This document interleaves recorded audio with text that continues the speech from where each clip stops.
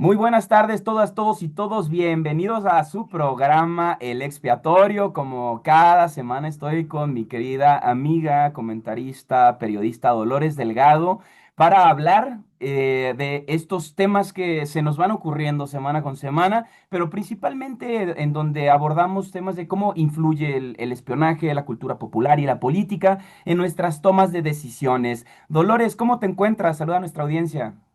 Muy contenta de estar compartiendo espacio otra vez con ustedes, como dices, cada semana, planeando qué vamos a compartir con ustedes, cómo vamos a dialogarlo también en los comentarios. Acuérdense que nos gusta mucho estarles leyendo y que nos estén sintonizando. Muchas gracias, Dolores. Te mando un gran abrazo. Y bueno, como estamos platicando, esta semana decidimos hablar de el cómo ha influido en los mensajes el trabajo de espionaje de todo el mundo en México, particularmente durante el periodo de la Guerra Sucia, y cómo esto ha ido influyendo en nuestros gustos, en la presentación de proyectos artísticos de cualquiera de las disciplinas.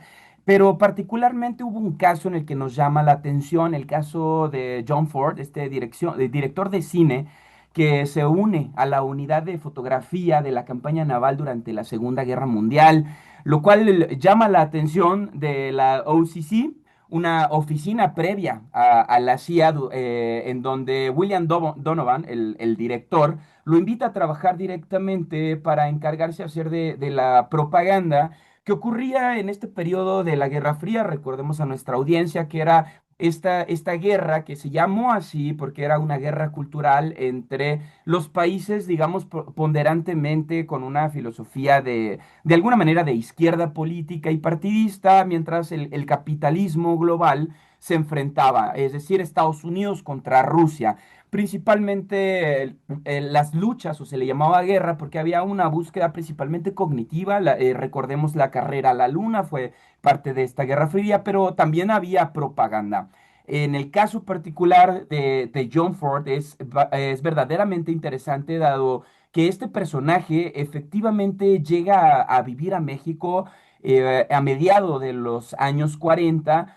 Y bueno, su paso por el país no fue, por decirlo de alguna manera, casual, ¿no? Él llega a México para producir la película de The Fugitive, aprobada personalmente por el presidente Miguel Alemán, después de una reunión a la que asistieron Figueroa del Río y ejecutivos de la RKO, que fue la cadena que le publicó esta filmación del West norteamericano ocurrida entre 1946 y 1947. Durante estos meses, el equipo técnico y los actores viajaron a varias locaciones de la Ciudad de México, particularmente en la colonia Doctores, donde se erige incluso un cine que lleva el nombre de este personaje. Dolores, ¿cuáles son tus apreciaciones? ¿Cuál ha sido la participación del cine en la difusión de propaganda política desde tu perspectiva? Pues mira, empezando porque entre sus piezas, como comentabas, también hay ciertos documentales, si bien premiados en su mayoría, esos trabajos no solo eran documentales de guerra, también estaban diseñados para moldear la opinión pública y justificar la participación de Estados Unidos en el conflicto. Y aquí eso es algo muy importante porque la experiencia bélica de Ford influyó mucho en la obra posterior, que era lo que tú comentabas en esta grabación en Ciudad de México, y a partir de ahí se le otorga una mirada más sombría y también un poco más consciente de los costos humanos de la guerra, pero también de qué manera, como mencionaba, se puede ir moldeando la opinión pública. Yo creo que el caso de Ford abre la discusión en que si debe el cine como arte, como este séptimo arte, comprometerse con causas políticas y sociales. En aquella época, la respuesta de muchos cineastas estadounidenses también estuvo marcada por la urgencia de la guerra, como comentaba. Y sin embargo, ese compromiso no siempre se tradujo en militancia, sino también en narrativas que reflejaban tanto ideologías o críticas al sistema. ¿Qué pasa aquí? Que, bueno, viene a resaltar mucho que un estadounidense, a través del cine, buscara moldear esta opinión pública y buscaba porque buscaba permear una ideología, ¿por qué no decirlo?, desde el imperialismo o porque buscaba a lo mejor un equilibrio incómodo. Aquí sí me gustaría escucharte, pero también filmar para el Estado sin perder un estilo autoral era algo que no se había visto y por lo menos sí sería importante más adelante desarrollarlo, que en México pues tenemos a pocos productores y directores que hasta cierto punto buscan generar una crítica al sistema o una crítica al gobierno que permita hasta cierto punto poner los puntos sobre la i y decir, ok, ¿cómo estamos viviendo como sociedad? Y en parte se me viene a la mente mucho Luis Estrada, por ejemplo, que es de sus películas conocidas como La Ley de Herodes o El Infierno, hasta cierto punto constituye un manifiesto crítico contra el poder político y la corrupción. Sin embargo, cuando inicia John Ford y lo hace en México, es a través de escenarios que se vuelven un poquito turbios. ¿Qué nos puedes decir de esto, Ricardo? Bueno, que efectivamente yo también considero que, digamos, el status quo, particularmente el Estado capital, siempre ha favorecido a estas voces. Me gustaría primero hablar un poquito de qué era la OSC, esta Oficina de Servicios Estratégicos. Fue un servicio de inteligencia, principalmente que operó en Estados Unidos, en su sede, durante la Segunda Guerra Mundial. La OSC fue creada como una agencia del Estado Mayor Conjunto, es decir, formaba parte del Departamento de Estado, de lo que hoy conocemos como el Departamento de Estado.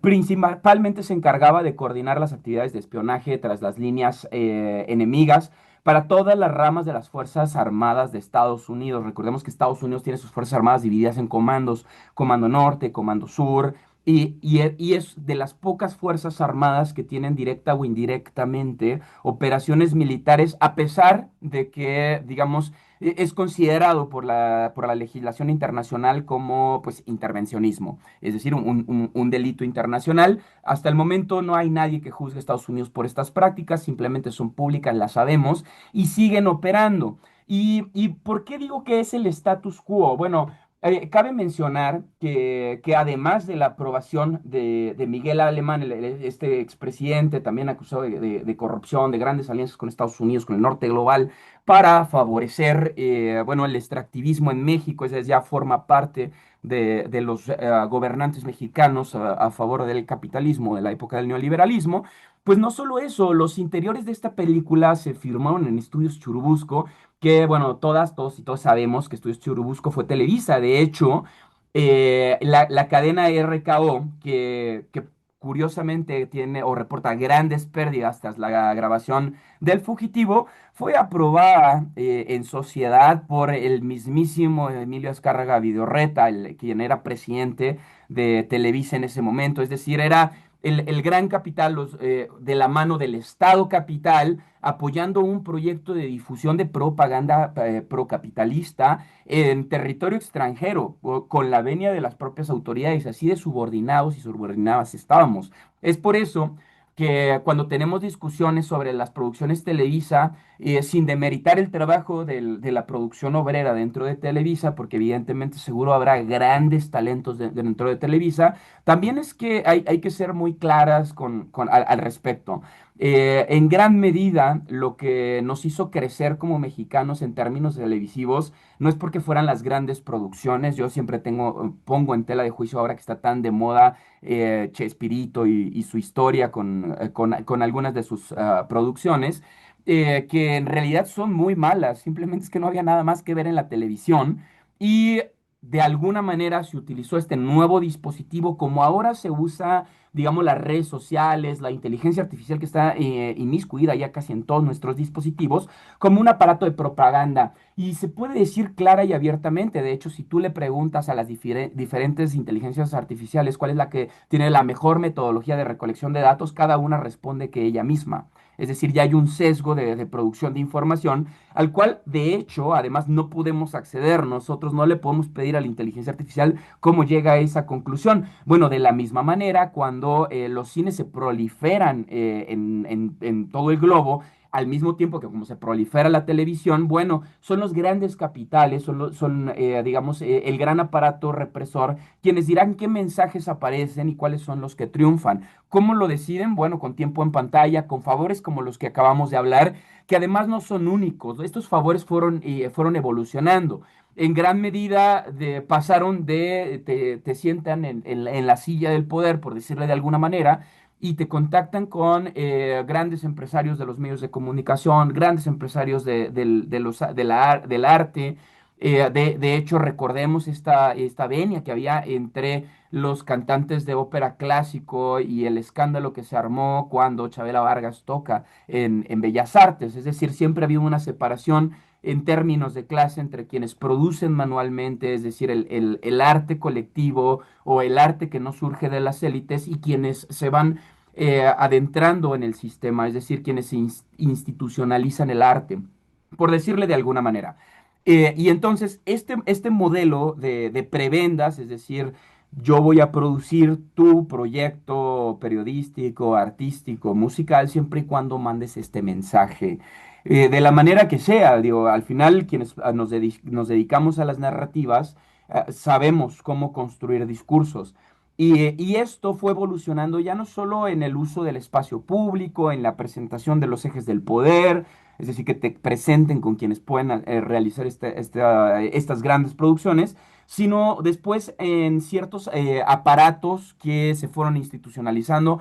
Me gustaría aquí adentrarnos un poquito en el tema de los fideicomisos, las estructuras bancarias que fueron poco a poco supliendo las labores del Estado para poder realizar labores que debió haber operado desde un inicio el Estado y que al final se prestaron para la opacidad, ¿no? Los fideicomisos de los que tanto se señaló Andrés Manuel López Obrador durante su sexenio y que desaparece algunos pero se mantienen otros y que no son otra cosa más que una figura fiscal que permite la opacidad gracias al secreto fiscal. ¿Tú qué opinas de estos fideicomisos? ¿Cómo los podemos ligar con este aparato de promoción a los grandes discursos, querida Dolo? Bueno, aquí nada más hay que retomar un poquito lo que comentabas de Miguel Alemán con esta autorización que le brindó a John Ford en cuanto a las grabaciones en Ciudad de México y justo tiene que ver con lo que estás comentando. Pareciera que los beneficios es de un grupo muy pequeño privilegiado que a la fecha sigue privilegiado y tiene que ver mucho con que el Estado garantizaba ciertas concesiones tanto económicas, porque al final los fideicomisos, por supuesto, se dan con dinero público, dinero de todos nosotros contribuyentes. Y, por supuesto, en México la relación entre cine y política ha pasado por diversas etapas. Tras décadas de un sistema cinematográfico sostenido por el Estado, sobre todo a través de estos fideicomisos, estaba el Foprocine, el Fidecine y el estímulo fiscal, Eficine, me parece. El panorama cambió drásticamente con la desaparición de estos fondos, como bien mencionas, en el sexenio de Andrés Manuel López Obrador, en el 2020 aproximadamente. Y aunque Ficine continúa, la verdad es que el cine mexicano ha perdido un respaldo institucional que garantizaba una base mínima de producción y hasta cierto punto permitía que proyectos autorales o de bajo presupuesto encontraran un financiamiento. Aquí la crítica se empieza a dar a que determinado grupo, y era un grupo y hasta la fecha es un grupo muy pequeño de personas privilegiadas que constantemente accedían a estos fideicomisos y por supuesto se iban a generar un cine como llaman comercial, que es el cine taquillero, ¿no? El cine de taquilla inmediata. Y por otro lado, el cine de autor también, como lo mencionan, o probablemente un cine independiente, pues queda básicamente relegado. Y esto hasta cierto punto, si bien es cierto que se necesitaba transparencia porque había mucha corrupción y opacidad en cuanto al acceso a los fideicomisos, pues sí quedan bastante relegados aquellos productores, aquellos directores de, por supuesto, el cine nacional que no forman parte de este grupo privilegiado, ¿por qué no decirlo? Gente que ya nace con dinero o gente que tiene las conexiones para poder acceder a un presupuesto que permita realizar la película. Entonces, en ese sentido, la agenda cultural del país queda un poquito más en manos del mercado y hasta cierto punto básicamente lo que vende en lugar de una visión de Estado. Pareciera que migró de un cine como el de John Ford que buscaba permear en todos los televidentes o en todas las personas que vieran ya sea su documental o su película, permear una ideología y meterse a la opinión pública, ahora parece que simplemente se quiere vender por compartir cualquier tema, ya sea de risa, de comedia, y que hasta cierto punto no obedece en lo más mínimo una visión de Estado. Es súper importante porque no hay mecanismos que regulen, y amparados evidentemente en la libertad de expresión, digo, porque tienen varios modelos de verificar esto. Cuando John Ford estuvo, nunca pasó un gran periodo de tiempo en México, sin embargo, fue muy relevante para el país.